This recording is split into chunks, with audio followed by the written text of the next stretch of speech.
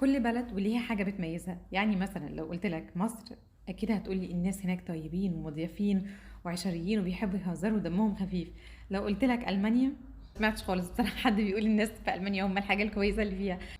غالبا هتقول البلد العيشة فيها، ظروف المعيشة أحسن، المنظومة العلاجية أحسن، الانفراستراكشر بتاع البلد أفضل. لو قلت لك في إيطاليا، غالبا هتقولي الاتنين، هتقولي الناس كويسين شبهنا، وهتقولي البلد أصلا حلوة وجميلة ويتعاش فيها بجد. اللي أنا عايزة أقوله إن كل مكان وليه حاجة حلوة بتميزه.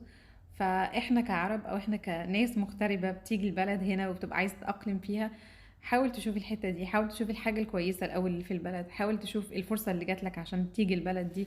انت جيت هنا ليه اصلا؟ جيت عشان تعمل ايه؟ فدايما خلي الحكايه دي قدامك، خليك دايما grateful، خليك يعني ممتن ان انت عندك الفرصه انك تسيب بلدك وتروح مكان تاني تدور على فرصه احسن ويبقى لك حياه افضل، وتقدر تعمل مستقبل ليك ولولادك.